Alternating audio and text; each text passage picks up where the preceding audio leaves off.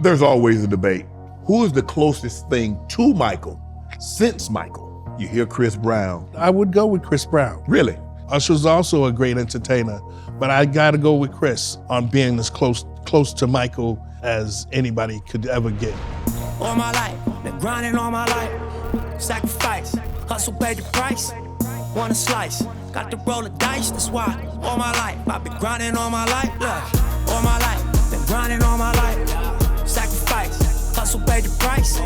Want a slice, got to roll the dice, that's why. All my life, I've been grinding all my life. Hello, welcome to another episode of Club Shay Shay. I am your host, Shannon Sharpe. I'm also the proprietor of Club Shay Shay. Today, we're at Jalisco Underground at Resorts World, Las Vegas. Stopping by for conversation and a drink today. He was once known as the bad boy of R&B. He has left an unforgettable mark on our culture. From the Running Man to the Gumby-style high-top fade, he's a true legend, a Billboard chart-topping hit maker, a Grammy Award-winning singer, a multiple platinum songwriter, a renowned rapper, trendsetter, New York Times best-selling author, a multi-talented entertainer, actor, performer, musician, and a businessman, an R&B pioneer, an icon, a heavyweight, a true titan, one of the most influential, well-loved, and compelling artists of all time, a music phenomenon, a megastar, the king of the stage. Here he is. It's My Prerogative, Mr. Bobby Brown. Hey, how you doing? I'm doing, bro. It's a pleasure. Appreciate you. Thank you for stopping by, man. Thanks for having me. Bobby, it is a true honor to have you on Club Shay Shay. Thank you so much for stopping by. And for today's toast, we did something a little special. We have what we call a brown Shay martini. It's my cognac, Shay by La Portier, and Bobby's coffee bean, correct? Coffee beans, yes. Coffee bean. I'm gonna try this out. I mean, yeah. You know who I needed here? I needed my my makeup artist, Britt. This is her favorite drink. That ain't bad. That's not bad at all. I mean, that's my first time having coffee, and I have it in cognac. So I'm gonna be a wide awake drunk tonight. So thank you, bro. So let me ask you a question. So where can people that are watching this, where can they get this from? You have a .com. It's BobbyBrownFoods.com. Okay. We sell from seasonings to fried chicken mixes to coffee. It's just something me and my wife decided to do because all my friends used to love to come over my house and test my food. Okay. And they loved it. So, we decided to make, seasonings and different things like that. So since you, obviously music, and we're going to touch on that, but you decided to get into the food industry. Yes. What have you learned most about the food industry? I've learned it's rough. It takes time. It takes time to get into all of the big stores. Mm-hmm. But, when you have a good product like we have, all natural, gluten-free, less sodium than many of the seasonings that are out there. So we are a very health-conscious line. And I think that's what makes us stand out from all of the rest. So how long have you been in the food industry? I've been in the food industry almost 5-6 years, around 6 years now. Master P is always preaching about products as good business models. Why do you think this is? Why do you think the food industry is such a good business model to embark upon? Food is always needed. Yeah. Food is always needed by the masses, and especially when it's good. When it's good and it's healthy for you, I see nowhere to go wrong. Mm-hmm. I heard you got a barbecue sauce and that is very good. Any new flavors? We're working on some new flavors. Okay. I'm working on a teriyaki sauce that is amazing for kids because my barbecue sauce is a little spicy. It's spicy, and kids, some kids can't take it. Right. My kids can take it, but some kids can't take it. I heard you're a pretty good chef. What's Bobby Brown's signature dish? My so if we got the guys, we coming over, all of us coming out, you never met any of us, and we coming over, what's Bobby gonna prepare? I do a shrimp a la Bobby. I can't eat, I'm allergic to shellfish. You can't give you that information beforehand. So crab, lobster, shrimp, scallops, oysters. You can't do it. Can't do it. I make a mean fried chicken. Okay. I make a mean spaghetti. Okay. Lasagna. Okay. There's a bunch of things I can cook other than seafood and fried chicken. So what is Bobby's best dish? If somebody says, okay, Bobby, so you going on one of these shows, one of these cooking shows, and you got to make they gonna say, hey, everybody gets to make their signature dish or what they feel they're most comfortable at. What's Bobby Brown's dish? I'm cooking my fried chicken. I'm definitely cooking my fried chicken. My fried chicken is off the chain. Popeyes ain't got nothing on it. Ain't got nothing on you? KFC ain't got nothing on it. Nah, I got the remedy. Do you cook every day or do you cook for special occasions? I cook most of the days at home because I feed my kids. Okay. You know, I have a 9 and 8 year old and a 15-year-old. Okay. And my wife. So I gotta be in that kitchen. So how long have you, were you cooking as a little kid? Were you watching your mom? You watching your grandparents, your aunts? So how did Bobby get into cooking?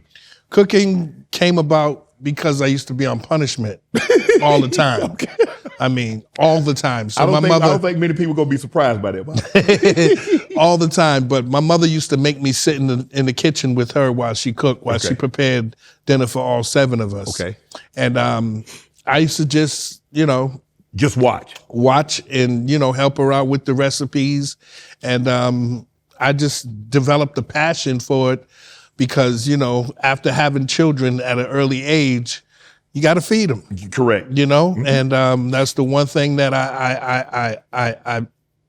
I appreciated about, having children is that, when you nurture them, you have to nurture them all the way around, right.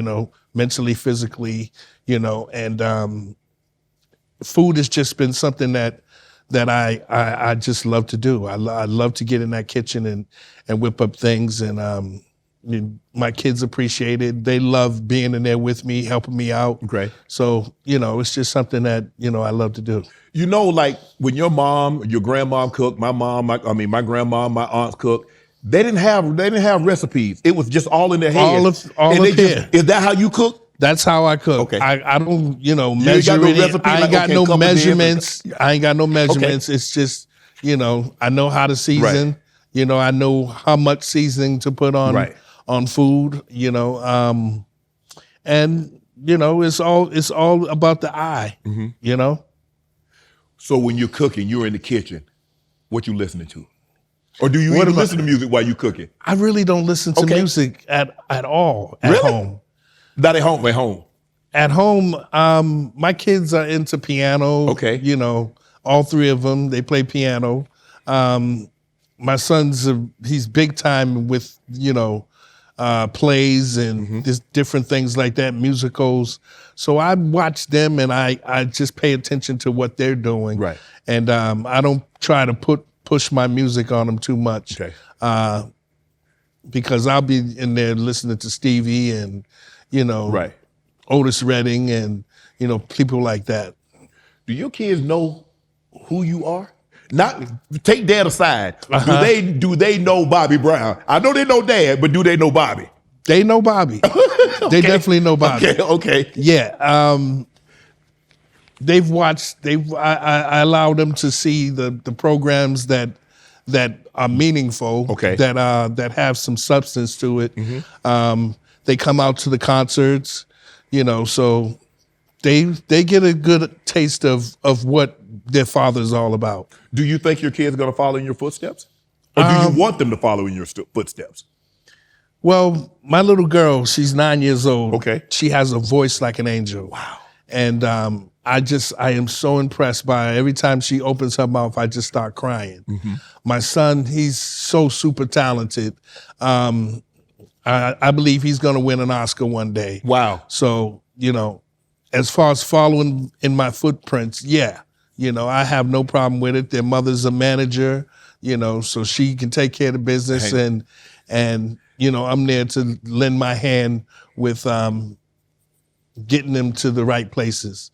What is something that your fans don't know about Bobby? What's one thing they would be like, hey man, he does that, or he did this, or he likes that? I'm quiet. Really? I'm very quiet. Okay. I'm very reserved. When it's time to talk, I'll talk. But for the most part, I'm gonna sit back and watch and observe, and see what the hell is going on first. Let me ask you a question. Of all the songs that you've recorded, what do you think? My Prerogative, Mr. Telephone Man, Candy Girl, Every Little Step, Cool It Now, Ronnie, Don't Be. What's Bobby's favorite song? Prerogative. Prerogative. Prerogative. Because I wrote it for myself. Okay. I wrote it, as an anthem and as a theme to my lifestyle and what I was all about. And that's basically the reason I think I'm still here 42 years later is, that I took what I felt about myself and I put it on wax. Wow. What do you remember most when you're writing a song? So let me ask you a question. So you said My Prerogative is an anthem for Bobby Brown because I'm going to do things my way. I'm going to do things on my term. And if you don't like it, oh, well, go to hell. But this is what so when you're writing a song, when you go into I don't know whether you're at your bed, you're in the kitchen table. When you go in to write a song, do you have a general idea of kind of the direction that you want to go in? For the most part, we choose the music first. Okay. And once I get a groove in my head and once I get a melody going, there's no stopping it. It just starts pouring out.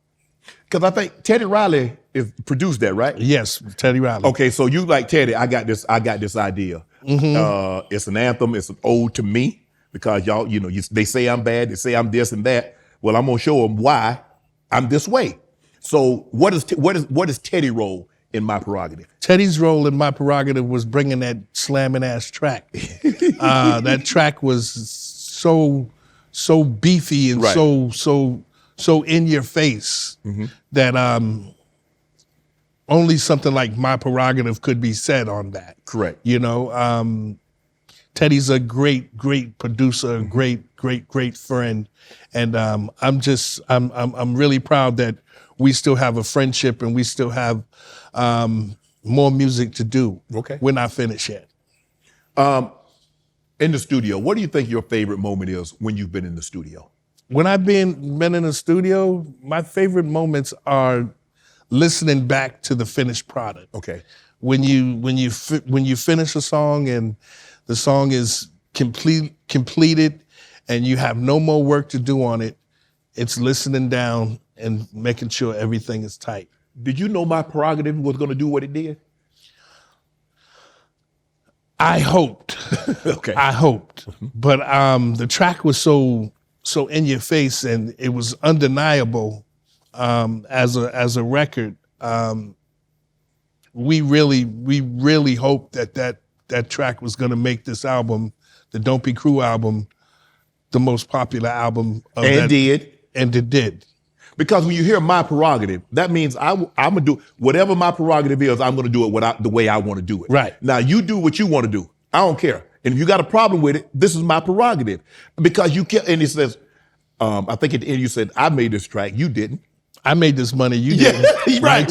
So you was doing what you wanted to do. If I wanted to go buy 3 cars, I'm gonna buy 3 cars. If I wanted to buy 4 houses, I'm gonna buy 4 houses. That's my prerogative. And then everybody started saying it. Yeah. Is that what you'd hoped? I hoped for it. Just recently at the Super Bowl, right? The Eagles, right? Coach said that they listened to My Prerogative before they went out, right? And that just took me back because it was about it's about the underdog, right? And overcoming what any adversities that there is, any challenges, you just give your all, you give your all and you basically just take what is yours. Right. Is there a song that you made that you like, I like it, and it's like, it blew up?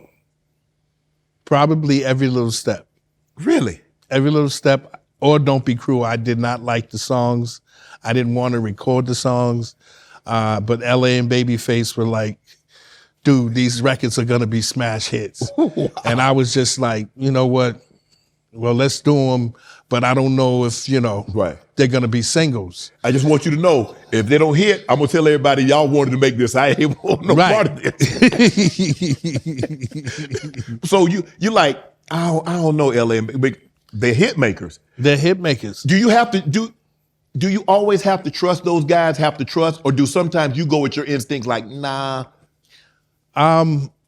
I trusted my producers. Okay. Because, you know, they have what I call this the ear. They have the ear to hear what I can't hear. Okay. That's why I trust them, and I love working with all of them. You know, it's a lonely road, you know, when you don't at least try to trust somebody else, Right. you know, to bring you to the brink of, you know, success. Is that a prerequisite that you have to have a relationship with the producer, that you need to be close, that you need to trust him or her, that's going to be in your ear, that's going to be the ear that you can't hear with? Yes. Do you have to trust that individual? Yes, definitely. Definitely. Are you surprised that the songs that you sang 30 years ago, 35 years ago, are still being played today and they're so popular? Very surprised. After 42 years in this industry, we haven't put out a record in probably 10 of those years. And we're still touring. We're still keeping up with, you know, our fan base. Our fan base is probably one of the strongest fan bases that, you know, any group or any individual can have. Very true.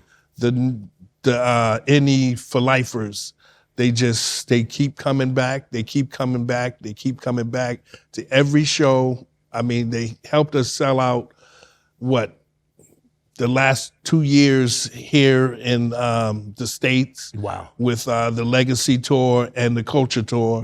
And they've come to Vegas and sold those shows out. So it's been wonderful to have fans like that.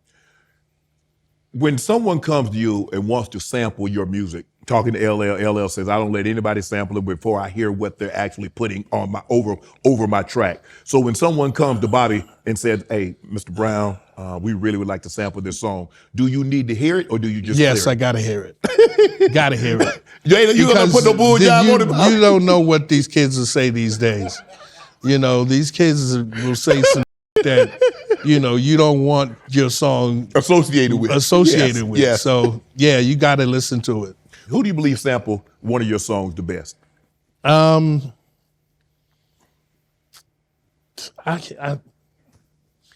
don't think they did justice. Okay. I don't think they really did justice to any of the samples that they have done to my songs. Like Britney Spears butchered. She butchered Prerogative. Teddy Riley produced it, but that was a butchering that, you know, I couldn't take it. But you cleared it. I cleared it only because it was Britney Spears, and I was thinking she gonna do it right. She gonna do it good. Yeah. Nice. Teddy Riley's doing it too. Yeah. So, you know, but I felt it was a butchering. You've heard of speed dating, right? You meet a bunch of people in one go, quickly making connections. Well, what if I told you there's something just like that? But for hiring, if you're running a business and need to find great talent, imagine meeting several qualified candidates at once, all at a designated time. Well, good news, there is Zip Intro from ZipRecruiter. You can post your job today and start talking to qualified candidates tomorrow. And right now, you can try Zip Intro for free at ziprecruiter.com/Shay Shay. Zip Intro lets you meet and assess excellent candidates through back-to-back video calls. Pick a time that works for you, and Zip Intro takes care of finding and scheduling the perfect candidates. Then you get to choose who you want to meet, and you'll be talking to great people as soon as tomorrow. It's that easy. Enjoy the benefits of speed hiring with new Zip Intro, only from ZipRecruiter, the #1 hiring site based on G2. Try Zip Intro for free at ziprecruiter.com/Shay Shay. Again, that's ziprecruiter.com/Shay Shay. Zip Intro, post jobs today, talk to qualified candidates tomorrow. Why do you believe you were such a trendsetter in the 80s and 90s? Because I was fearless. I had nobody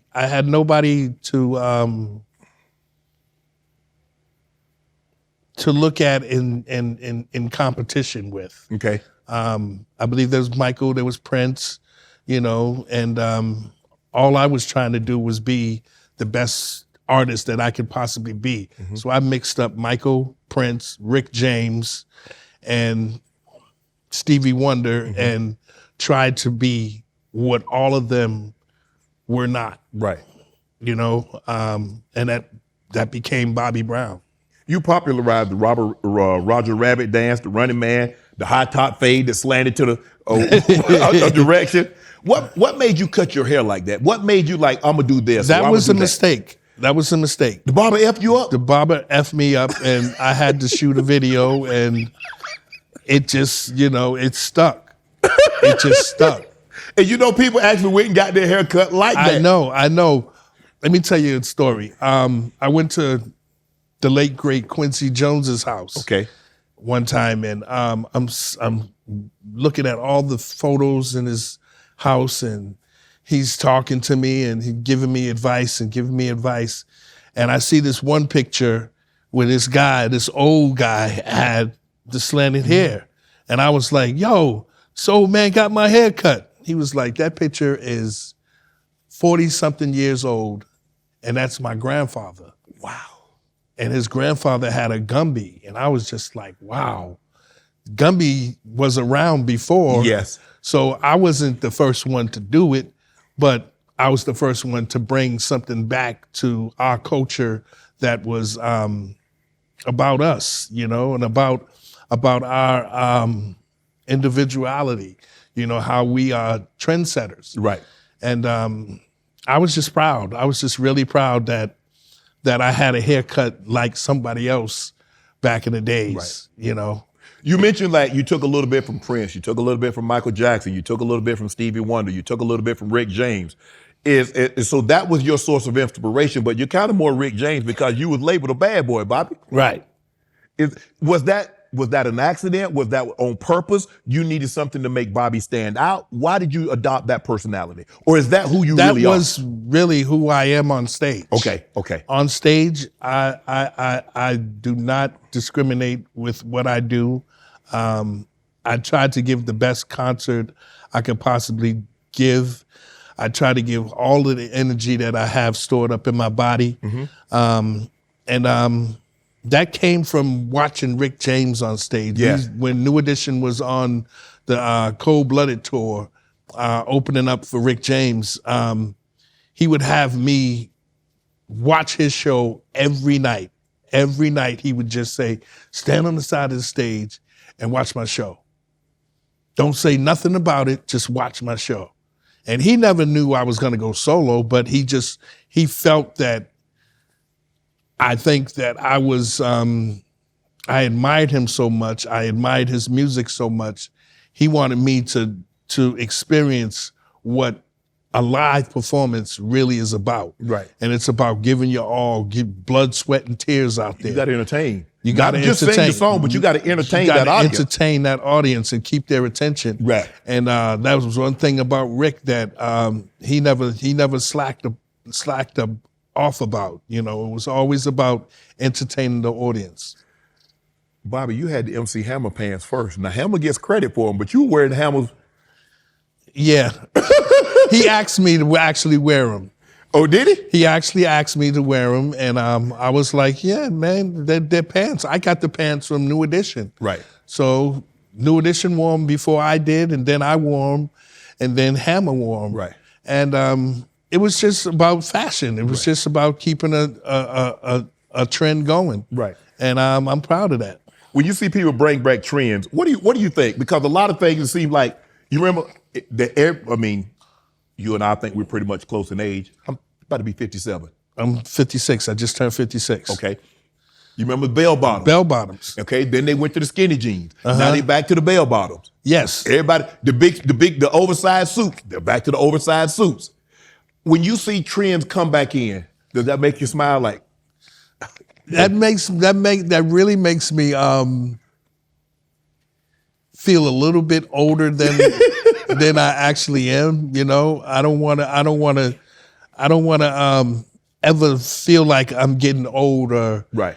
getting out of touch with, you know, anything my children might be Right. getting into, you know. But when they come back around, you know, I get a chance to tell my kids, listen, we used to Way back before you even thought of. we used to wear our pants just like that. You know, the skinny jeans, I don't know where that came from, but that is something that was just not, we never wore skinny Right. jeans. No, exactly. You know, growing up when I grew up, skinny jeans was a fad that hopefully doesn't come back. We don't want that to come. You don't want that to We come don't back. want that to come back no time soon. Okay, what trend would you like to see come back? But we still got the afro. Yeah. I'm loving the afro. They don't rock it as much. I mean, They don't rock it as much. They rock the braids. braids, the twist. Yeah. There's a lot of, you know, dreads out there now. Unfortunately, you know, I can't grow all my hair back. There's some spots that won't grow. Oh, but you could grow some hair. I mean, you got. I can grow hair. It'll be splotchy. It'll have a spot right here. Okay. And that is not a hairstyle that, you know, I want to, you know, Okay. people to follow. Right. Is it true that you taught Michael Jackson how to moonwalk? Sideways. Okay. Sideways, not the backward. Not the back one. But you to go Just go sideways. right. So how did you teach him? So what you went over to his house or We went over to his house Okay. and we were doing it in front of him, New Edition. And Right. I don't know if he already knew how to do it, but Right. I know that when we showed him, he was flabbergasted. Right. He was like, wow, that's something new. Right. So he put it in his thing and just He perfected it it. was over. It was over. He took it and perfected it. What's your best memory of Michael? My best memory of Michael is how kind and how just how kind he was as a man. You really don't find people like that anymore. Michael was somebody that trusted and believed in Jehovah. Michael was somebody that trusted and believed in what he was about as a man, what he was about as an entertainer. He knew how special he was. And that impressed me, you know? It always has impressed me. Right. There's always a debate. Who's the closest in your time? Who is the closest thing to Michael since Michael? You know, you hear Chris Brown, you hear Usher. I would go with Chris Brown. Really? I would go with Chris Brown. Because Chris of Brown, the dancing and the singing aspect Chris of it? Brown is a dancer, singer, slash great entertainer. Right. Okay. He goes out there and he does the ultimate stuff on stage, and you just have to love it. Usher's also a great entertainer, but I got to go with Chris on being as close to Michael as anybody could ever get. And it was great to see Breezy at the Grammy get to win that Finally Grammy. To finally get his due. Long Yes. overdue, but hey, right on time. Yes. Usher said he looked up to you. Yeah. To say because you kind of related to you in the industry more than anyone else. When you hear one of this generation's great performers, one of these great R&B singers says that, you know, Bobby was kind of the muse that I used to kind of develop what I did. How did that make you feel? Makes me feel great because he's a great entertainer. I've known Usher since he was 12, Right. 11, 12 years old. And just seeing his growth in the industry and seeing how well he holds himself up, how well he takes care of his business. I'm really proud of him. Do you remember the first time? Did he come to your show? Was it an arranged meeting? Do you remember? You say you've known him since he was 12. How did that meeting happen? I had a security guard who found Usher, and he brought him to the shows. Okay. He brought him to the studios. I had a studio in Atlanta, Georgia, and he just was always around. Okay. He brought him to be around me and to learn what this thing of ours is all about. Right. Which new artist does Bobby listen to today? Is there anybody that you know, like, man, I really like he or her? You like? I mean, I like this sound. I like the way they do what they do. I love all of the females, the new females that's out there right now. Jasmine Sullivan and all of them. SZA. Yeah. Him. I love Anthony Hamilton is probably one of my favorite artists out there right now. As far as soul and R&B is concerned, he's definitely keeping it alive. I mean, Tim's, not him. Tim's, yeah. I love, man, she's amazing. Yeah. She is absolutely amazing. R&B, we get this a lot. I asked Usher this. I've asked a lot of people that's appeared on Club Shay Shay. Is R&B dead? No. R&B is never gonna die. R&B is something that it's made up of what they call popular music. Okay. So it's been interwoven. It's not dead. It's just been interwoven in a lot of different things. A lot of different things. You have Bruno Mars, who's keeping the R&B New Jack sound alive. Yes. Which is great for anybody who loves that style of music. That style of music will never die. It will never die. Who's some of the, you mentioned, like, are there any guys that you like? You mentioned like Jasmine Sullivan, you mentioned like Tim, you mentioned some of the females. Other than Anthony Hamilton, who is your R&B guys? I like Chris, I like Usher. There's a lot of them out there, a lot of new cats out there that I can't, figure their names out, but a lot of new songs that are out there that are really R&B orientated really impress me. Who is the king of R&B? Who's the king of R&B? King of R&B. I don't know. So it's a big question. It is. Who's the king of R&B? Well, how about this here? Give me your Mount Rushmore. If you got 4 people to put on this mountain, are your 4 greatest, or Bobby Brown's 4 greatest R&B singers, who faces you putting on that mountain? Damn. You're calling me out right now. I know one's gonna be up there, Marvin Gaye. You're gonna put Marvin up there. Marvin is definitely up there. Prince is definitely up there. Okay. Michael's definitely up there. Stevie Wonder is definitely up there. You ain't got no more. You got no more room. You ain't got no more room. No more room. I'm sorry. We have no more vacancies up there. Let me ask you this: streaming. That seems to be a lot. Because Bobby, when you first started, it was all the hard copies. You went to the store and you waited in line and you couldn't wait to buy that that 45 or the 30 or whatever you're gonna buy. You couldn't wait to get that actual copy of the vinyl. Right. It's not so much like that. Streaming is kind of where it is now. What are your thoughts on streaming? Streaming is something that basically has stretched the game out. Okay. The game is not the same anymore. You can't sell records. So the artist doesn't get paid as much as they are supposed to. Okay. Streaming is basically a robbery of selling records. It's stealing somebody's intellectual property, huh? You're stealing it, and it's not something that I look at to be something for the future. I think the future should have, because when you buy an album, you get to look at that album. You get to read who's done what on the album. Yep. You get the pictures. You get all of this great information when you look at an album cover. Correct. And you get to hold streaming, it. you actually get to hold it. It's yours. Yes. And now you know. Do you have a vinyl collection? Did you keep all those albums that you collected that back in the day? Do you have them all? I don't have them all. You let them go? I let them go. Unfortunately. I don't know how I did it. Right.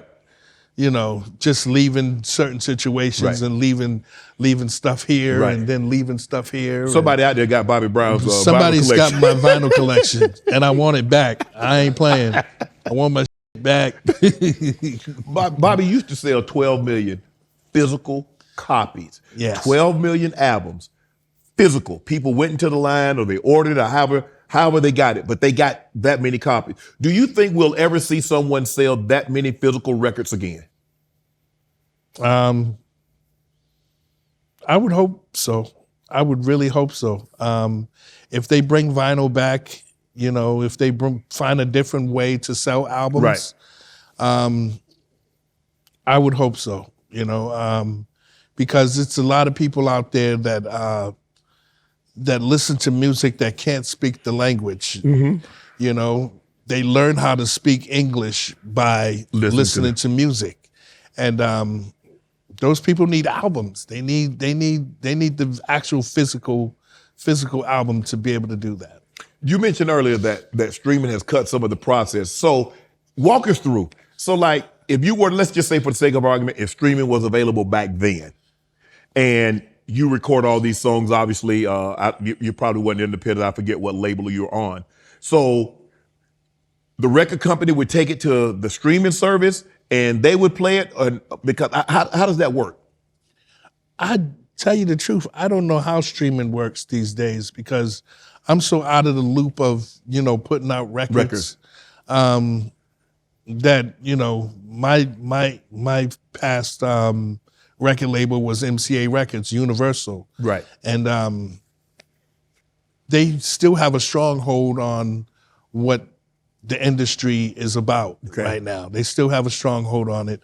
But I'd just like to see the artists get their just dues, get the monies that they deserve to receive for making this music and selling this music to the people.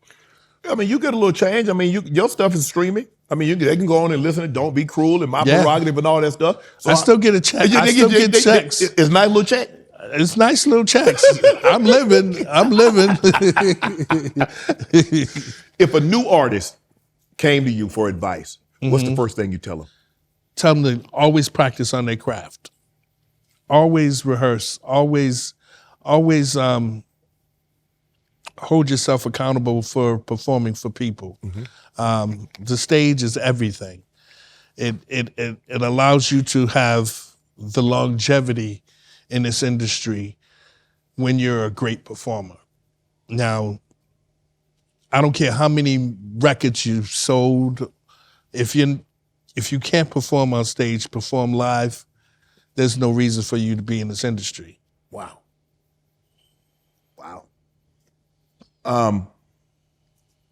As a kid star, growing up in Boston, become this megastar, come into this large sum of money, more money than you thought you could ever do. How difficult was it for you to stay grounded and not lose sight of who Bobbi was? My mother and my father. Okay. They told me I was never too big to get an ass whooping. You're like, but Mom, Dad, I'm making all this bread. Yeah, you can't be somebody that's making this money. Nah, I was never too old to, take an ass whooping or give one out. No, it just to me, this is entertainment, and I hold that to heart. I hold that dearly. It's about performing for people, and it's about making the money and not letting the money make you. How difficult was it to be famous at a young age? Did you change, or did the surroundings around you change? Oh, okay. People around you change a lot. They view you differently? They expect things from you. They expect you to do things for them that, you wouldn't normally do for a person. They expect if you're the one with the money, they are your friend, so they should, benefit also. And I still have the same friends that I had back in the days, because my friends always kept me grounded. They always made sure that I remembered who I was and remember who I am as a person. How was family? Family is family's something else. Family is definitely something else. I mean, was it hard for you to tell family no? It still is. Really? It still is. Because, still is. Because being a professional ex-professional athlete and having some success and being in media space, it's always a situation like when you come into something, it's we. But when we lose something, it's you. It's me. Man, we rich. He broke. Whoa, aren't we all broke? So it was we who had money. Right. I mean, I'm broke now, it's just me. So your family come to you because it's like, now all of a sudden, they see Bobby with a new car, they need a new car. Right. They see Bobby with a nice watch, they want to watch. They see Bobby got a new home. Hey. Where's mine? So how do you, because you look. In the beginning, I would give my family everything. Really? I mean, everything, from houses to cars to jewelry to money, you know. And as I grew up, I learned that I have a family. I have kids. I have a wife, that I have to take care of. Correct. And some things have to stay that way. You can't give what you ain't got to everybody. You have to, make sure you take care of home first. And it's hard for family to understand. And it's hard for family to understand that. But Bobby, we family. Bro, I was with you when you ain't have nothing. And you remember you used to come to my house and eat them syrup sandwiches, the mayonnaise sandwiches? That should be worth about 50 grand. Because it's funny though, but in all honesty, is that people did for you, like now we owe them something. Okay, bro, I had a meal at your house. Is that worth $25,000? Damn. Can I cook for you also? Let me cook a meal for you. That's payback? That's payback. Payback enough.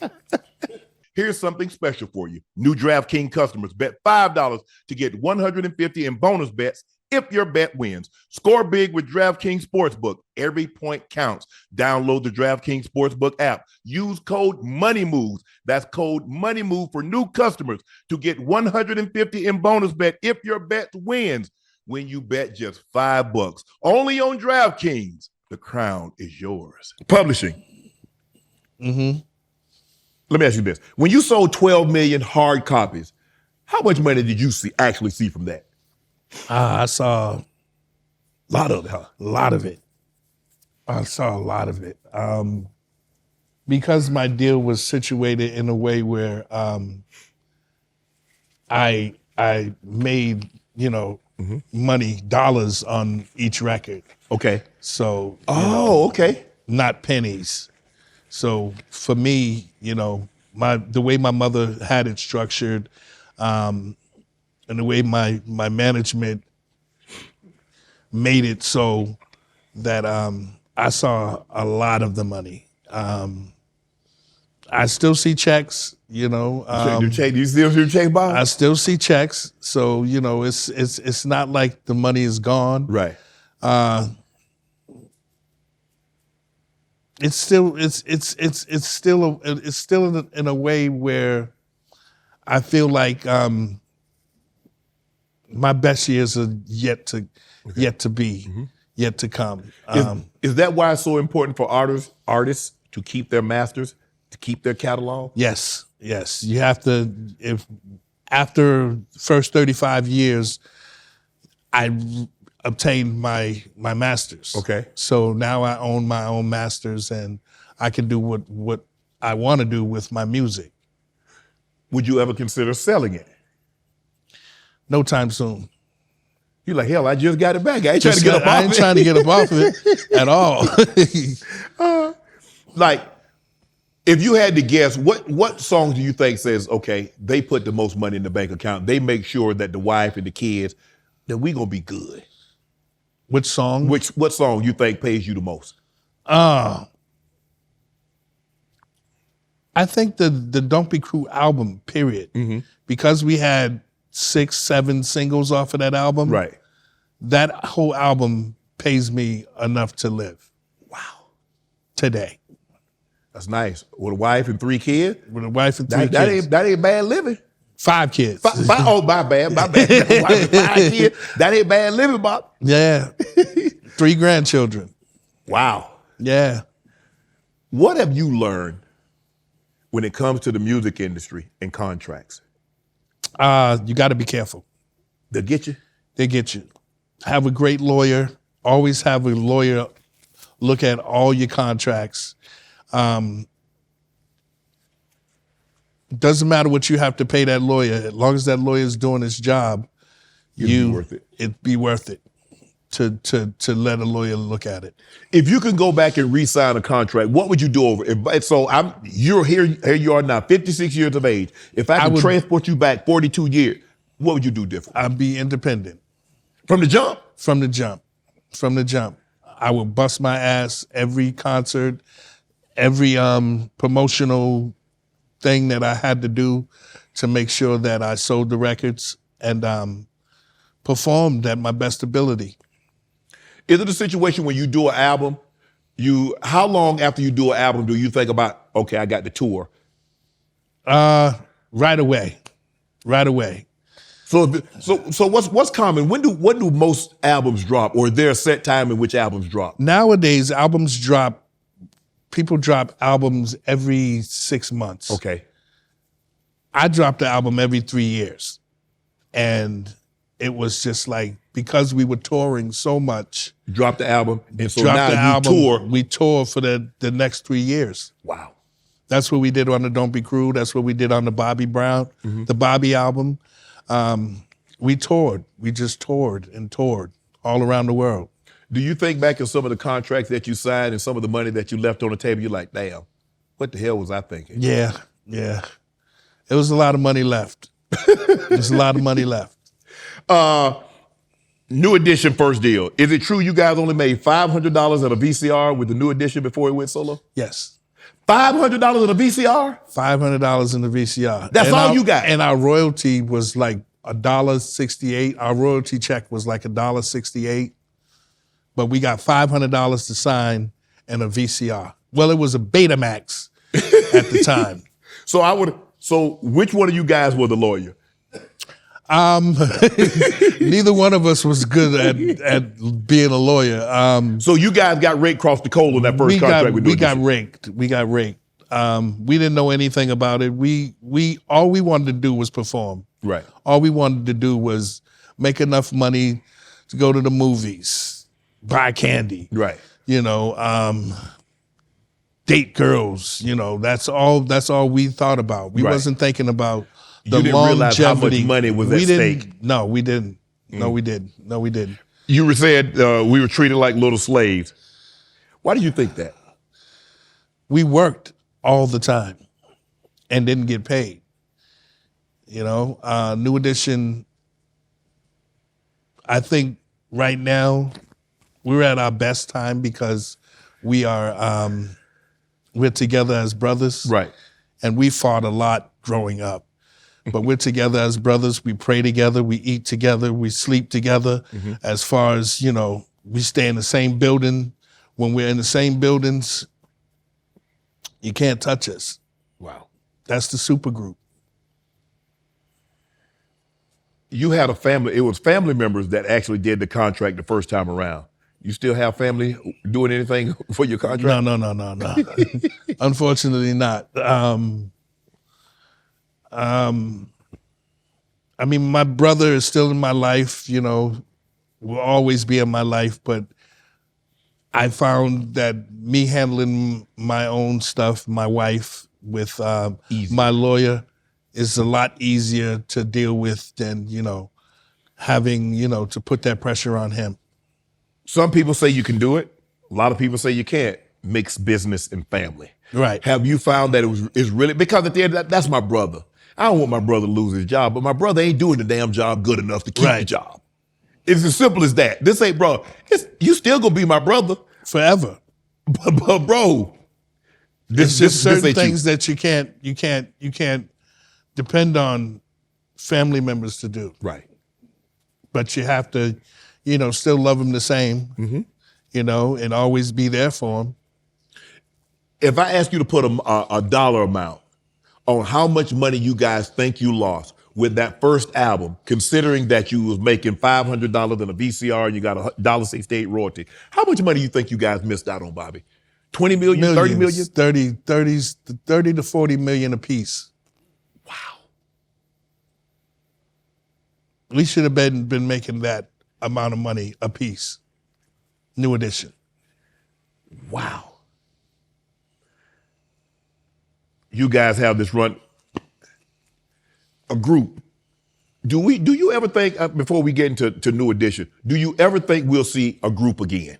Like New Edition, like we saw New Kids on the Block, we saw NSYNC. It used to be groups. Right. Do you ever think we'll see that again, Bobby? I hope, because, it's an art form that is filled with passion, brotherhood.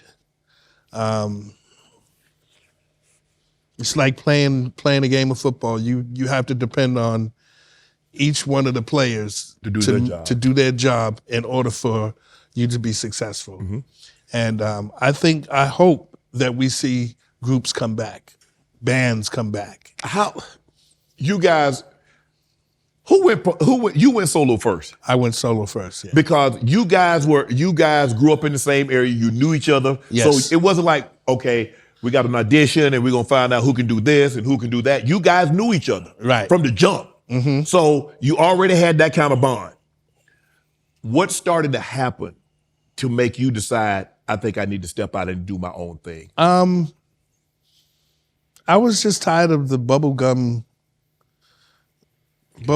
experience, You want to be a little bit more hardcore and I raunchy. I wanted to be more hardcore, but I wanted more control over what I did. Okay. The songs that I sang, Okay. the clothes that I wore. I wanted to have more control. And thank God that I got kicked out of the group at that time. They kicked you out? They kicked me out of the group. So I was voted out of the group. So when you found out, hold on, did they find out that you were going solo? Is that why they kicked you out before you actually wanted to exit, or how did this happen? No, I was kicked out first, and then they found out that I was doing a solo album. Why they kick you out? I was just doing the wrong. So you had a little something to do with that, huh? I had a lot to do with it. You had a lot to do with it. I had a lot to do with it. So they voted. So did anybody vote to keep you in, or they all was it unanimous? Bobby got to go. I don't know. I think from what I heard, there was 1 against 4. Damn. 1 against 3 Right. that wanted me to remain. Did you have a conversation? Like, hold on, guys. Look, check this out. I didn't get a chance to have a conversation. You didn't? No. They didn't even give you that courtesy, Bobby? No. But these are my brothers. I know. These are my brothers. You guys have been able to come back together. Yes. And our relationships are stronger than ever. Did you hope for this moment? Yes. Yeah. Once I was out of the group and I found a little success, and I found a different way of doing things, and I was successful at doing it that way, doing it my way. I wanted them to know that they could do it in that same form and make more money, Right. Doing it that way. Well, then kind of like, I think Ralph was probably the next one that go solo, right?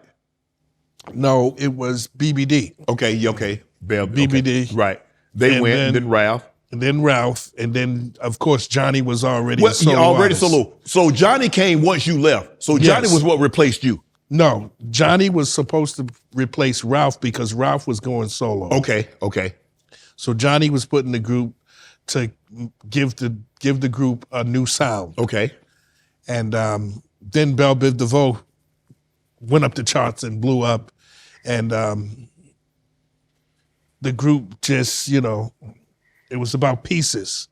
And then once we figured out that we have all of these pieces that we can bring back together and form this super group. Why not do it? Why do you think it's so hard or so difficult for groups that break up? I mean, you see some groups that never broke up, Earth, Wind and Fire, Ohio Player, Brick, Barcase, things like that stay together, Right. and they still touring 40, 50 years later. But a lot of times when groups break up, if they ever break up, they don't get back together. Why do you think that is? They have no I don't think they pray enough together. That's the one thing New Edition does. We pray together. You know, we love each other enough to put up with each other's, you know, and put it to the side when it's time to put it to the side. When it's time to work, New Edition will be at the front line, ready to do it, ready to get it on, ready to give the audience what they deserve. And I love that about us. Looking back, if Bobby could do anything different, what would he do different? Oh boy, I wouldn't have spent so much money so quick.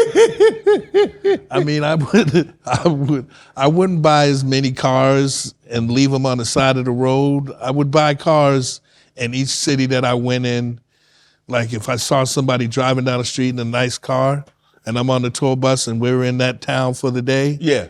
I would ask the person to buy if I could buy their car. And then So you bought the person's car. bought the Off the person's car and would leave it at the airport or leave it at the side of the road or leave it at a hotel. What the hell wrong with you? I don't know. I don't know what was wrong with So me. somebody got a car. Somebody got a car like, oh well. It was just a car.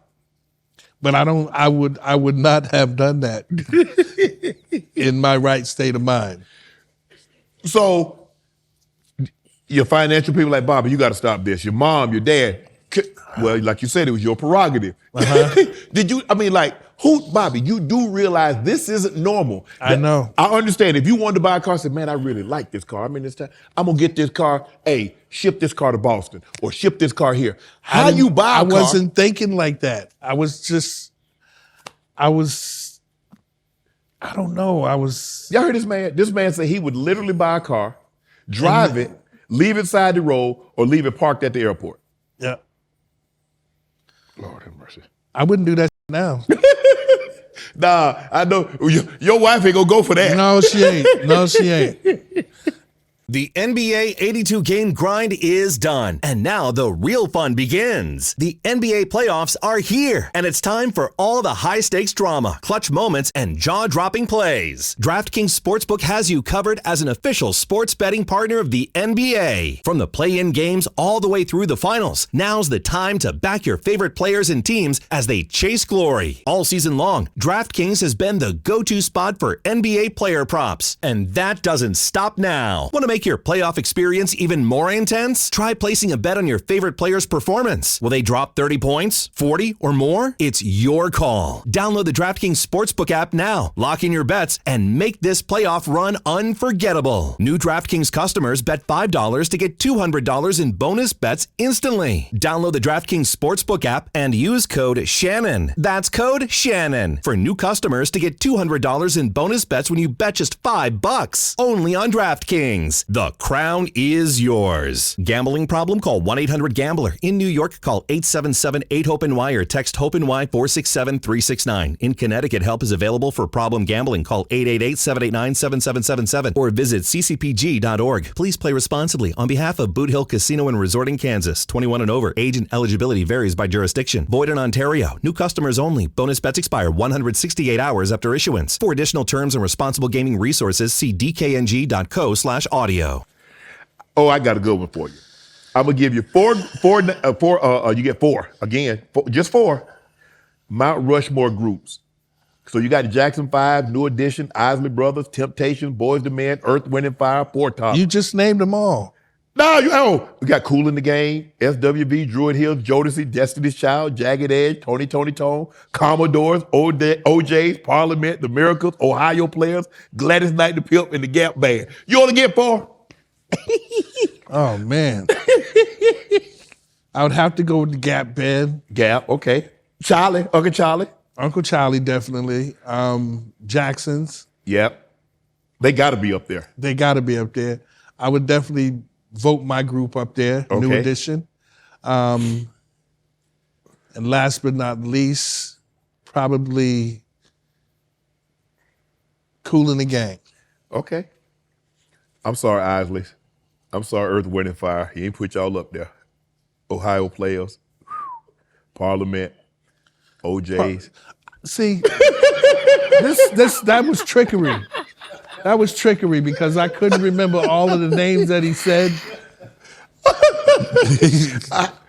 The Temptation and the Five Heartbeats. Did you watch that movie? I love that movie. It is. That movie is such a classic of what groups actually go through. Really? Yes. That's a classic group story. That was my next one. Do these movies remind you of group experience? Yeah, we had some experiences like the Five Heartbeats. Hey, did you ever feel like David Ruffin? Ain't nobody come to see you, Otis.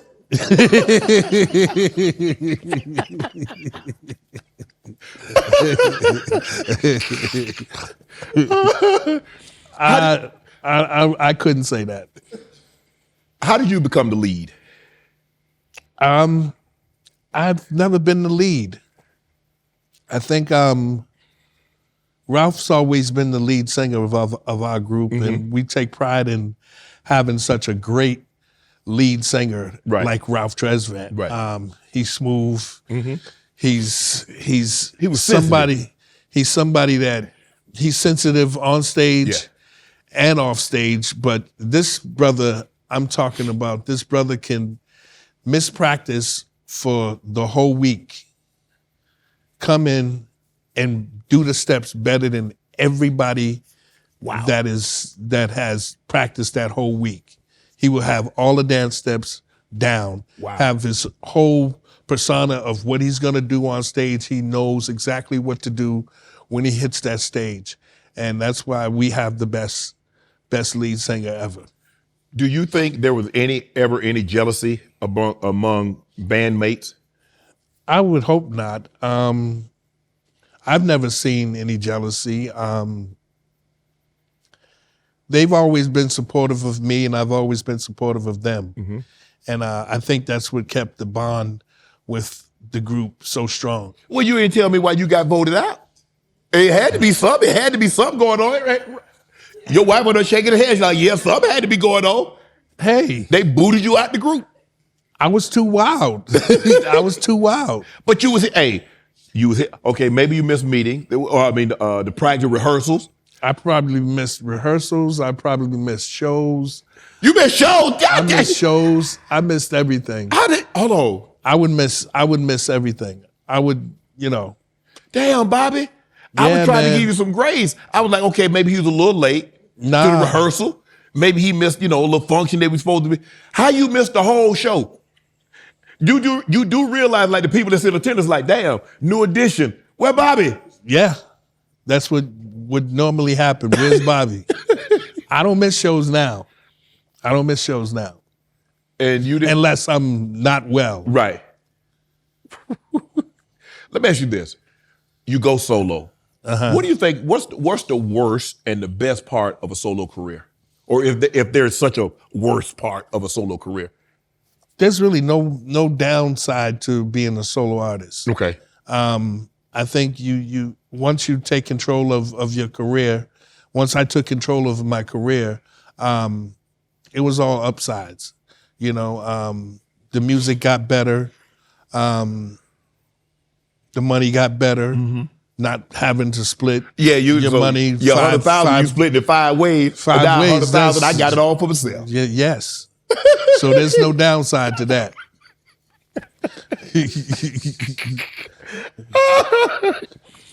How hard, because like you said, you wanted to kind of get away from kind of like the bubble gum. So how hard was it for you to reinvent yourself as an adult? Because for the most part, people had only seen you in that group, and they had only seen you doing Candy Rain, and they only had seen you doing Mr. Telephone Man. So that's all they knew you from. So how difficult was it for you to reinvent yourself to be taken seriously as an adult artist? It wasn't that difficult. Once I got a grasp. You started tearing up ish like a grown man. When I started to really see the crowd reacting to what I was doing, it just made me feel stronger in what I was doing, what I was about. When you saw the crowd react like that, in the back of your mind as you're performing, I made the right decision. This is what I'm supposed to do. That's exactly what happened. that it got into the back of my head that if I didn't do this, I don't think that we would be still successful if I hadn't went solo. Right. If I hadn't, gotten put out the group and had to, fend for myself. You do realize it's not often you go solo, boom, blow up. Bell Biv DeVoe go solo, Boom. blow up. Ralph, boom. That it doesn't happen like that. Normally you get LTD, you get Jeffrey Osborne. Yeah. He does what he does. You get the Commodores, you get Lionel Richie. He goes off, does what he does. You get Harold Melvin in the Blue Notes, you get Teddy Pendergrass, he goes and does what he does. But all the members were standalones once they had to stand alone. Right. You realize how unique that is, Bobby? Did you ever think about that? Like, damn, it's like having Patrick Mahomes, Tom Brady, and Peyton Manning all on the same team. And then they go elsewhere and they start like, damn, that's what you had. Yeah. New Edition, that's what New Edition stands for. It stands for, we are the super group that did the impossible. Yes.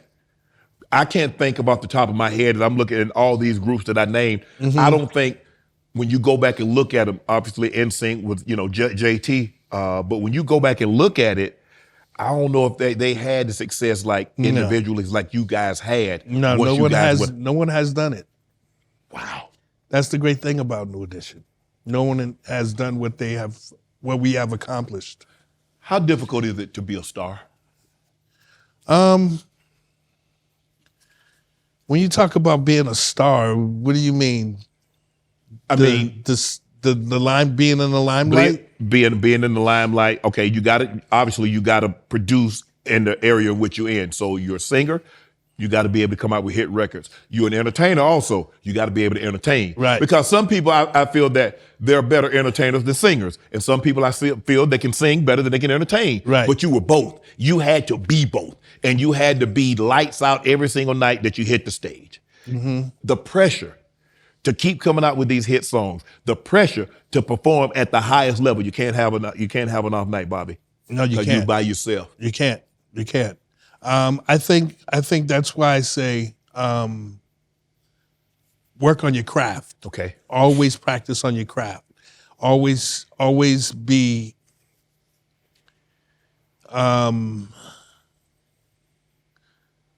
mean to yourself when it's time to rehearse. Okay. When it's time to get out there and do it. When it's time to get in front of people and be nice to people. I've never said no to an autograph from a fan. Really? Never. Ever. So you enjoyed the meet and greets? I enjoy the meet and greets. I enjoy being recognized. I enjoy every part of it. Right. Because it's who pays my bills. Right. They pay my bills. But damn, Bobby, what about when you was on the sneak tip and you didn't want to be recognized? Bobby say, oh, it is what it is. They recognize you. You have to go ahead and do it. And you go ahead and say to make sure they don't blow the cover. Right. Let me ask you this. Obviously, the cars were some of the worst purchases. They probably wouldn't have been bad had you not left them. Yeah. So what are some of the worst purchases? Because now you got this money. I mean, you're making more money than you ever thought, Bobby. Those were probably my worst purchases. And the house in Atlanta, Georgia. I bought this big mansion in Alpharetta. Mm-hmm. I bought this big mansion from, I believe, the Porn King, or once it was owned by the Porn King, and then it was owned by the Waterbed King, and then I bought it, and it was just the worst money I've ever spent. Right. I bought the house, put like $2 million into the house. Damn. And then did not live in the house. What? Just left it to my family, and it was probably the worst purchase I ever purchased. You mentioned earlier that you gave a lot of your money away. You gave a lot of money to your family. You gave a lot of money to friends before you realized. When did you realize that, you know what? They're my family. They're my friends, but they're taking advantage of me. How far down the road were you before you realized? I was all the way down the road, all the way in. You know, I don't regret it. You don't? You know, I don't regret it. You know, what I've been through in my life, I think we're all learning lessons, teaching moments that got me to the place that I am now. What would you do different in that situation? You got to say, I'm going to place you back. You know what you know now at 56. I'm going to place you back in that situation. What would you do different? I would put my family on allowances. Okay. Not unlimited budgets, huh? Not unlimited budgets, no. I wouldn't just buy frivolous things, you know, for them, you know, spoil them. And I would take care of myself a little bit better. You know, I've been through so much, you know, as far as, you know, from drugs to alcohol to just not taking care of myself. And I think I would just take care of myself a lot better. Is it true you once bought a store for a woman because her boss mistreated her? Yes. And she owned the store, and then she had the boss start working for her? Yes. What made you do that? I saw how he was treating her, and I didn't like it. And it was just a way of me telling myself I could change a person's life with just one check. Right. One check. And that one check, that lady owned that place for I don't know how long, and she had the boss working for her. Maybe she had him treated him. Maybe she treated him just like she treated her. Yes, I hope so. I hope she fired him later on. Hold on. It says you spent $1 million in one day? In one day. What the hell you buy? I bought 3 watches, 2 cars, and a house. You didn't want to space it out? I'm gonna buy a house this week. No, okay, I get to watch. The thing was, I wanted to spend $1 million in one day. I mean, just for the hell of it. If you spend $1 million in a day, were you gonna be like Brewster's Million, all of a sudden get 10 million at the end of that day if you spend $1 million in one day? No, I wish that was the case though. I wish that was the case. I mean, Bobbi, as you sit, clearly you didn't think it was ridiculous then, but as you sit back here now, 30 years later, do you realize how ridiculous that was? Yeah, I do. That's why I'm glad I got such a beautiful wife that won't allow me to do that no more. When you told her that story, did she punch you how many times? I just want to know. No, she because she say, that's money we could have had. She just laughed it off and said, you know, we got to work then. Yes. Got to work. Right. Got to keep it up. What have you learned about money? It's not to be taken advantage of. It's about knowing when to how they say, knowing when to hold them, knowing when to fold them, and knowing when to walk away. Yeah, that's what I think about money now. Someone that's coming into money now in this industry or any industry, and they came to Bobbi, what's some of the advice you would give them? Save, invest. You can't go wrong with owning pieces of property because they're not making any more. True. So I would tell them to invest and buy lots of land. We talked earlier, you're in the food service business. Do you wish you had invested more earlier? Yes, definitely. I wish that I knew what I wish I knew what I know now. You know, I wish I met my wife a lot earlier. Right. Yeah. That's what I wish. Do you ever look back and like, damn, I blew a lot of effing money on bull jive? Yeah. Yes. If I could switch that around, I'd be the cheapest motherfucker on the planet. But let me ask you a question though.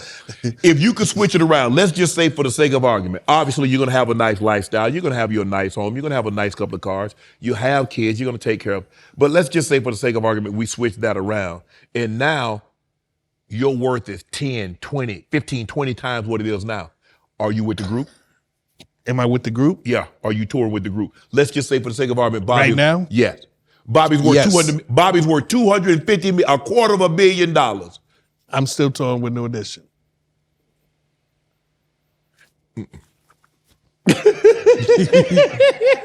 Hey, his wife say, no, you're not. No, no. I'm on the yacht. His wife say she on the yacht. Yeah, she could be on the yacht, but there's just something about touring with them. What is it about their It's the brotherhood. It's with the your brothers. camaraderie. And the screaming? Yeah. Because a lot of damn near, I guarantee you, 75, 85, maybe even 90% of the people that's in the audience, they grew up listening to you guys. Mm-hmm. Now you have new fans, but you have a base. A base. The Any for Lifers are a group of people that, I mean, we cherish them. Yeah. We cherish them because they are diehard fans, you know, and they know us a lot better than we know ourselves. Correct. And it's just beautiful to see their faces when we go out there and see all of the familiar faces that we've seen over the years. They grew up with us. Did you own a music studio in Atlanta? Yes. Boston. Andre 3000 and Big Boy, they recorded a song. Yeah, they bought the studio from me. Yes. Wow. Yeah. What made you decide to own a studio? Not wanting to spend my budget on other people's studios. Oh yeah, you making somebody else rich. I was making somebody else rich by recording in their studios. Okay. So I bought a studio to record my own albums. And then you let other people come in there and they And pay let you, 'em- and you got rich off them. Yeah. So what are some of the artists that came through your studio? Of course, you know, People Bryson used to come there a lot. Okay, yeah. Outkast. A lot of the young entertainers from Atlanta. Is it still functioning studio today? Yes, it is. But it's called Stankonia. Oh, okay. So they still own it. Yeah, they still own it. Wow. You had a friend that was fatally shot. He was sitting in your Bentley. Do you remember that moment? Yeah. So what happened? It was mistaken identity? No, they wanted him dead.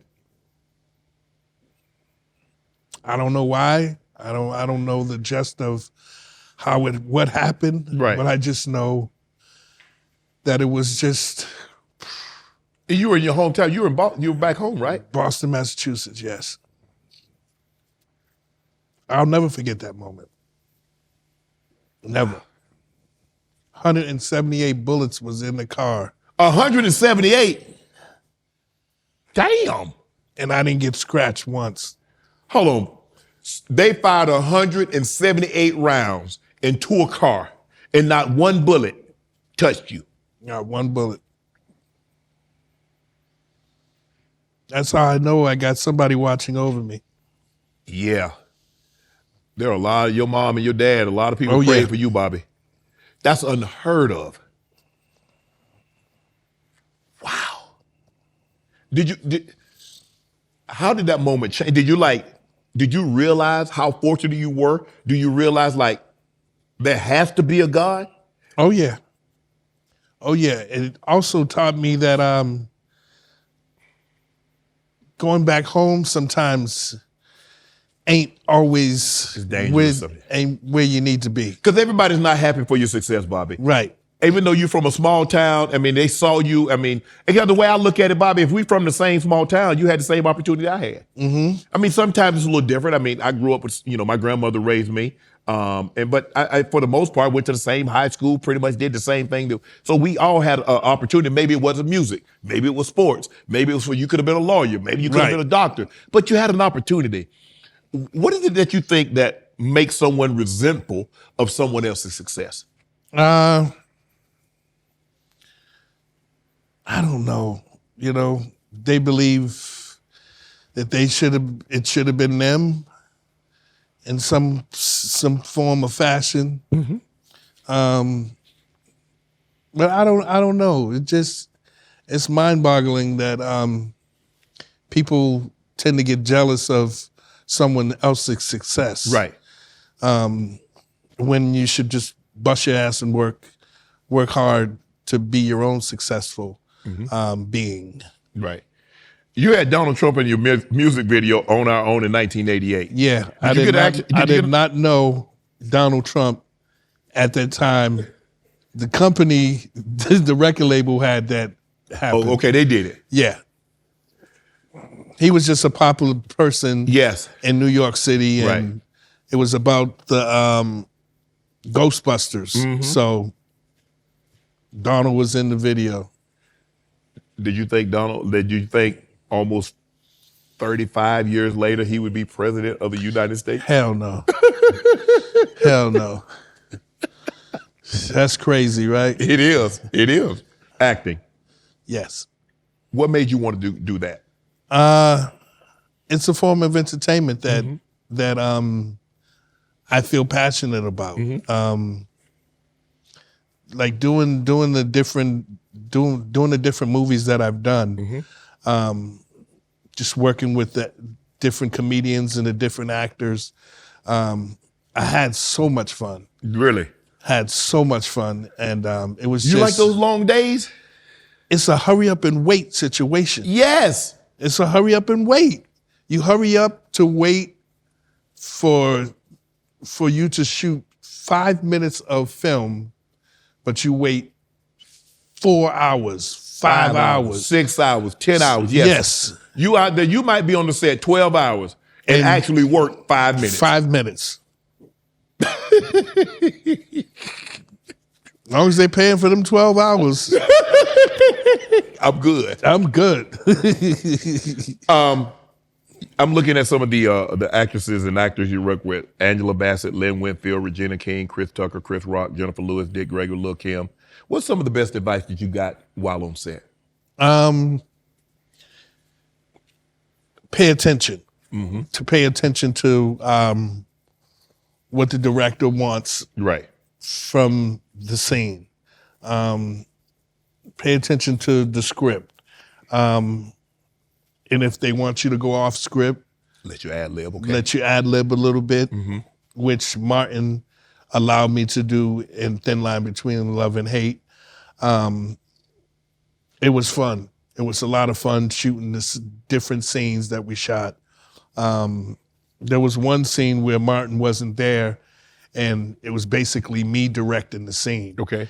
And it's the scene where I'm in the club and I'm asking the girls, you know, we need some dancers, you know, to fill up the club. So Martin wasn't there that day. So they allowed me to, you know, block that and do that scene myself. And that was a lot of fun. Do you wish you had done more of it? I still want to do more acting. Yeah. Really? Yeah, definitely. What you looking to do? What's the type of role Bobby's looking to get into? No romantic roles. Wifey ain't going for that, huh? No, wifey ain't going for that one. So no more romantic comedies. Yeah. Shoot 'em up movies. I like shoot 'em up Okay. movies. You want a gangster movie, huh? Gangster movies. Yeah. Play a gangster. Is there a role that you turned down you wished you hadn't? You're like, damn, why the F did I do that? Yeah, there was a movie I was gonna do with Halle Berry and Tommy Davidson, and I turned it down. And I wish I wouldn't have turned it down. Was that the movie with Jamie Foxx? No, Strictly Business? it was Strictly Business. Damn, Bobby, what the hell? I don't know. I was on tour at the time. Okay. So I was just like, I'd rather, go Keep out doing here and it. get this money and Right. not tie myself down at the time. Have you ever gotten stage fright or forgotten a line? Yes. Yeah. I've Cut! Come on, Bobby. I have. I think more so now, I get a little bubbly in my stomach Yeah. when I go on stage. Right. I think because of the age Right. thing right now. But back in the days, no, I didn't. I had no problem with going on stage at any time or doing anything on stage. But now it's just like, it's more so of a job than it being pure energy. Right. What's your favorite memory of A Thin Line Between Love and Hate? My favorite memory of Thin Line Between Love and Hate was probably just working alongside Martin. Martin is just he was a great director. The way he directed me, and also he was just a good friend. Yeah. At the time. Right. Did you learn anything? You see how Martin was playing too much. She put something on him too, though. Oh yeah, she damn sure did. You start playing with people. You mentioned, so you like, obviously Martin did a great job and you say he was a friend. Did you know Martin before you was on the set? Yes. Okay. Yeah, we knew each other. Okay. He had asked me to be a part of this film he was gonna do. And I was like, anytime. Right. And when he did call, I was like, yeah, let's go do it. And we was in Los Angeles filming and it was just a lot of fun. Two can play that game. Vivica Fox, Boris Chestnut, Gabrielle Union, Monique, Anthony Anderson. How was that experience? That was hilarious. I got a chance to wear prosthetics. Okay. And become I was two different people in the movie. Okay. So I was Big Mike and then I was Big Mike. But I got the chance to wear the Jerry curl and the teeth and the bumps and all kind of shit on my face. Right. And then I got cleaned up. So that was a lot of fun. Reality. The Real Husbands of Hollywood. It was Nelly, you, Kevin Hart, Nick Cannon. You like reality TV? I do like reality TV because it's open. It's open for like that's scripted. It's scripted reality. Right. But for the most part, you just have fun with a bunch of cool cats. So that's what that was. That was just a lot of fun to shoot. You did reality with.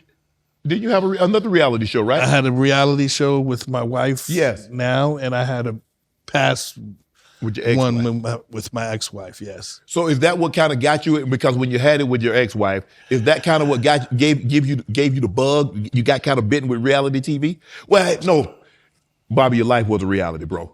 And Yeah. I don't know if you noticed it. I don't know if you noticed it. Yeah. You sit down cameras in your house all the time, but they was following you everywhere. So your life was a reality, Bob. I just want you to know that. Yeah, they You were a reality basically show. they basically gave me that opportunity to fall in love with, being truthful to myself. Yes. And not minding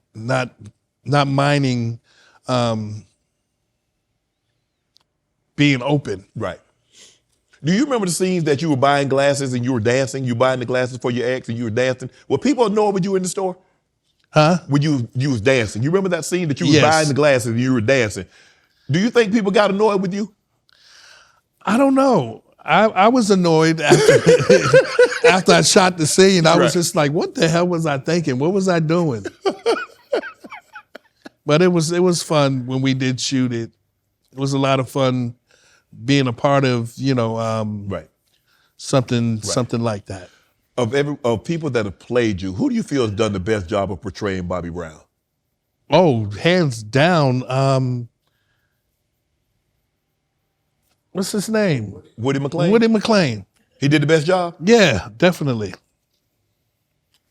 Okay. I mean, that's what the fans seem to think also. But you know what? I tell you, now we're going to go back to your own stage. Bob, what were you thinking, man? You used to do all kinds of stuff on stage, man. Yeah.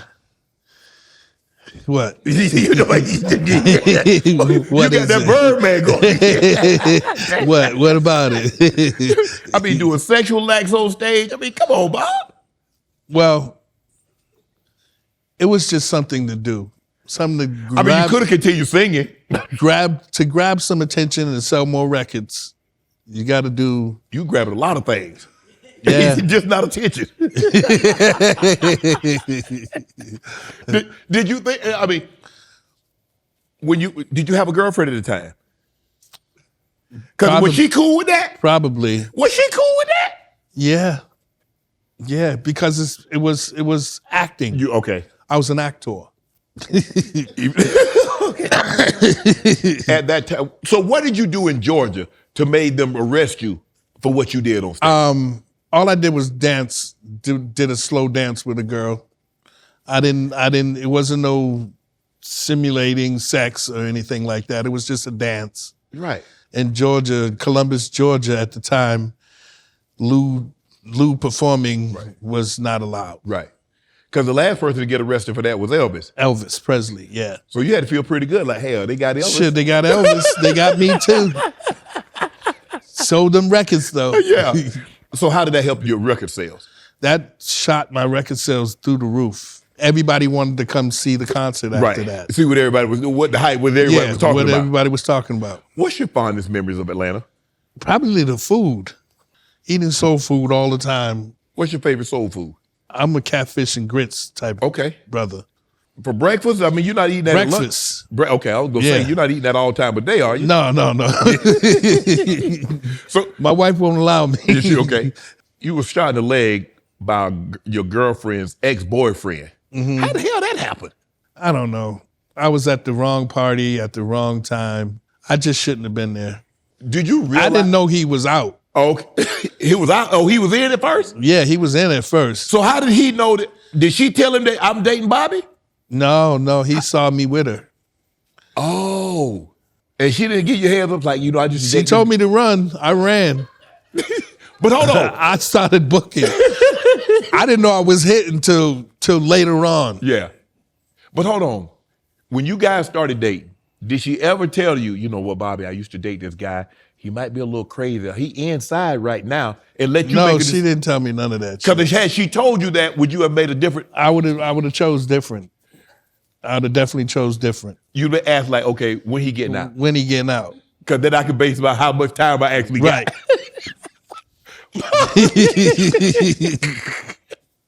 So what's some of the craziest interactions? Because I used to hear people tell, did you ever have a red Mercedes station wagon?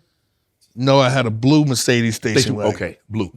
Why you get a station wagon? Because I had these amps and this booming system in it. And it was just nice and loud. Normally people get station wagons with kids. This man get a station wagon to put speakers in it. Yeah.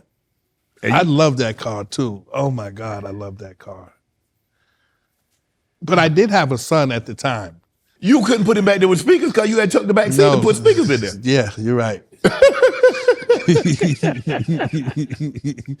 Top of the world. One time you were one of the biggest artists in the world. Did you understand who you were? I had a good idea about it after touring, doing all of the countries that I basically toured from Guam to Singapore to, everywhere. Right. I went everywhere. And to know that the people didn't even speak my language and they could understand my music and sing along with me, that was something that let me know that you've made it. What's it like touring overseas? I hear a lot of people say, for the very thing that you said, they don't really speak the language, but they sing every single word. Yeah. And it's everywhere you go, it's 50,000. They're chasing the bus and they're lining the streets just to get a glimpse, just to take a picture, just to look at you. What does that feel like? That feels wonderful. To know, to be accepted in the eyes of the public and to be adored by millions and millions of fans is the best feeling in the world. You were so big, you even dated Janet Jackson. At one point, yes. But how did it make you feel when her dad said she couldn't date a man like you? What you mean by that, Pops? That's what I was thinking. That's what I was thinking. What do you think he meant by that? Because obviously you're in the music. I was the bad boy. I was the bad boy of R&B. I don't fault her. I don't fault anybody. Right. Hey, it was what it was for the time that it was. Right. Is it true that you almost signed with Tupac's Machiavelli? No, that's not true. That's not true? Okay. No. What about Irv Gotti? Irv Gotti was a great friend. Him and Ja Rule. I had a great time shooting Thug Lovin', but that's another rumor that I was going to sign with Murder Inc. That was never? No. So it seems to me at this point you're more want to be independent than be with a label. Definitely. Would I be correct in saying that? Definitely. So what's your relationship with Ja Rule? He's a good friend. Okay. Yeah. Why is he so misunderstood? Ja, I don't know. Ja's just Ja. He's a cool cat. I don't know why he's misunderstood. Because he had some of the great hits. Yeah, he had a lot of hits. Yeah. A lot of hits. You mentioned Irv Gotti, who recently passed away. I think he was suffering from diabetes, and he ended up succumbing to that illness. What should people know about Irv? He was a special cat, man. He loved music. He loved seeing people successful. Right. He loved that. He loved making sure that you got your just due. You got paid. I think for the video Thug Lovin', I got paid like $1 million to shoot it. And the top of that building coming off that helicopter was the scariest ever in my life because I'm so afraid of heights. Right. That it was just like, I don't think I can do this. And the wind was blowing and it was just all kinds of things going on. And I was just like, I have to nail this first take. You don't want to do it again, huh? Because I don't want to do it again. So we nailed the first take and you was out. I was out. What can our culture, we see Irv was battling that. What can our culture do to take hypertension, diabetes, things of our health? How do we get us to take things more seriously? We have to eat better. We have to take better care of our bodies. We have to read on a lot more on these things that are bad for us. Right. So we got to really take care of ourselves. I see video you working out. It seems like you're trying to get in front of and getting better health yourself. Yes, I am. Is that because obviously you got a beautiful wife, you got kids, but how much is that? Performing and just I want to be in better health. I want to see my grandkids. I just want to be in better health. Right. Better shape. I want to be around for a long time. I'm healthy now, and I want to stay that way. I want to get more healthy, better health. You had a great quote. You said, you don't know you're an addict until it gets worse and worse and worse, and you're so far down the road. You didn't realize you were an addict? Not for a long time. I think I thought I was still partying. Right. But I was in denial. The projects, you grew up in the Boston projects. You have 7 brothers and sisters. How many bedrooms did that home have? 5. Man, you were living good. We lived fairly well. Stanley's laughing. What was a normal day in the Brown household? Mom, pops, 7 kids. Lots of laughter. Lots of laughter. My father was a comedian and my mother used to just tease him all the time. Okay. But my father was a hard-working construction worker that worked every day of his life. And Friday night, he'd give my mother that check and he'd go out and come home Sunday. Damn. And that's pretty. Work hard, work Monday through Friday, get a check, deuces. Come home Sunday. I don't think that's going over well in today's time. Nope. You witnessed your best friend get stabbed at 11 years of age. Yes. What type of psychological impact did that have on you, Bobbi? It made me want to get out of the projects. Okay. It made me want to work hard at what I believed in, which was entertainment. Right. It really made me put the group together and strive to be the best that we could possibly be. There was also, you had to deal with a lot of trauma. You saw your friend get stabbed. There was a situation where you were molested by a priest. Almost. Really. Almost. Yes. So let me ask you a question. How does one deal with situations like this? How does as an 11-year-old, you see your best friend get stabbed and you have the encounter where you're almost molested by a priest? How does the psychological deal with that move forward? What impact does that play in one's life? Makes you not trust a lot, but prayer has always been a part of my life where God has always been like right there protecting me from having to go through the worst of things. Right. And even when I did have to go through the worst of things, just being able to talk about it and pray about it, I think got me through a lot of the different situations I've been in. Having a 2-parent household, what did you learn from your parents? Oh, family is everything. Okay. Laughter is a big part of growth and just, love. How to love somebody. And Father. What type of father is Bobby Brown? I'm a yes man. I give my kids everything. Do you try to give your kids what you didn't have as a child? I had basically everything that I wanted as a child. So giving my kids whatever they want is just me just being normal. I don't let them run all over me, but my daughters probably. Your wife shaking her head like, he definitely let him run over. he definitely let him run over him. How have you tried to improve as a father? Because you saw your mom and dad live in a house and they made sure the kids had, and you saw that relationship. You said you're a praying family. You saw you guys eat together. So how have your parents, watching them, how have that helped you become a better parent? I think being present in their lives at all times and not disappearing on them. Right. Tell us about your daughter's charity. Your daughter unfortunately very tragically passed away at the age of 22, but you established a charity. Yes. What is this charity, and tell people where they can? The charity is called Bobbi Kristina Serenity House, and we are a safe haven for domestic violence, abused women and abused children and men. We have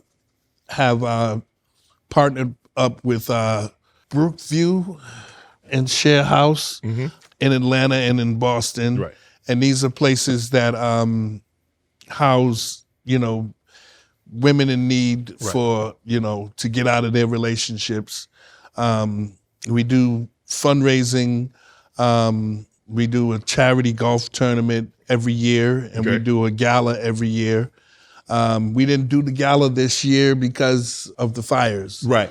We felt that it'd be really insensitive of us to try to raise money for domestic violence at that time. But you can go to BobbiChristinaSerenityHouse.org. Yeah, BobbiChristinaSerenityHouse.org. But I do it because I've seen too much of it. My daughter didn't have to go the way she went.